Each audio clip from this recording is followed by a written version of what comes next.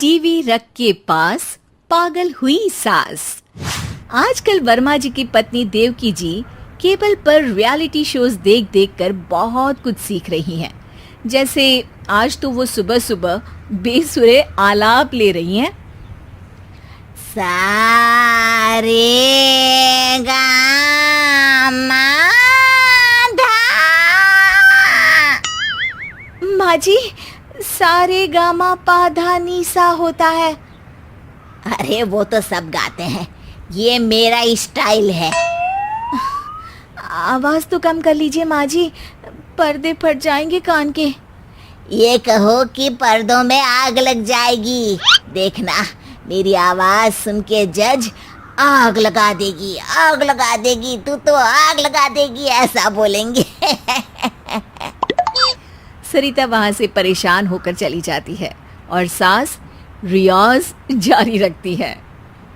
सारे गाओ, सारे नाचो।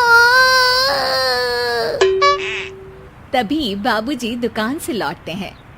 अरे देवकी, क्यों तानसेन बनी हुई है? कान से खून निकालोगी क्या? अरे क्या हुआ, रियाज तो करने दो मुझे। इसको रियाज बोलते हैं? ऐसा लग रहा है जैसे घोड़े हिना रहा है।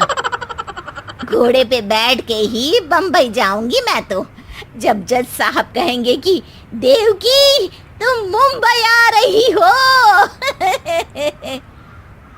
जज साहब, वो अदालत वाले? अरे नहीं नहीं, बड़े लोग हैं, आप नहीं जानते हैं। ओ मैं तो छोड़ चली अपना ये देश, बम्बई मुझे प्यारा लगे। गाना गाती हुई देवकी चली जाती है और बाबूजी अपनी सरफिरी पत्नी के इस संगीत प्रेम की चर्चा करने बहू के पास चले जाते हैं। अरे सरिता बेटा, सुनो तो, ये तेरी सास को क्या हुआ है बेटा? सुबह तो अच्छा भला छोड़कर गया था इसे। सिंगर बनेगी अब वो। सिंगिंग रियलिटी शो में जाने की सुबह से तैयारियां चल रही हैं इनकी। हाँ, अब तो कोयल के सुर मेंढक छेड़ेगा। हे भगवान, सद्बुद्धि दो इसे। इधर बाबूजी भगवान को कहते हैं और उधर राधा रानी प्रकट हो जाती है, देवकी की मोहल्ले की सबसे पक्की दोस्त। क्यों री देवकी, काहे इतना गला फाड़ रही है? कोई चीखने चिल्लाने का कंपटीशन है क्या? अरे ये देख, नया सिंगिंग शो, मैं भी गाऊंगी, हिंदुस्तान के दिलों की धड़कन बनूंगी। अरे इतना बेसुरा गा के दिलों की धड़कन नहीं, दिलों का अटैक बन जाएगी। इससे तो अच्छा है कि नाच ही ले। वैसे भी दिन भर मोहल्ले में नाचती तो रहती है तू, कभी इसके घर कभी उसके घर। देवकी को समझ में आ जाता है कि उसका गाना किसी को पसंद नहीं आ रहा। अगले दिन सरिता देखती है कि सास पैरों में घुंघरू बांध के नाच रही है। अरे माँ जी, क्या मंजुलिका बनी हुई है आज आप?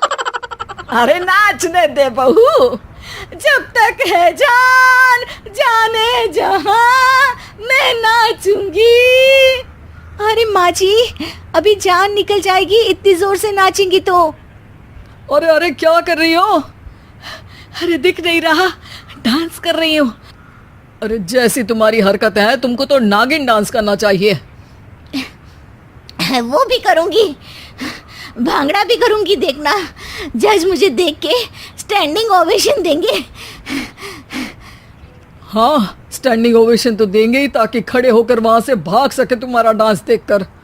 अरे कुछ ढंग की चीज करो, ये रोज क्या नया शुरू कर देती हो? सास को लगता है कि उसका डांस का सीन भी बिगड़ गया। अब वो टीवी देख के कोई और कलाकारी ढूंढने लगती है।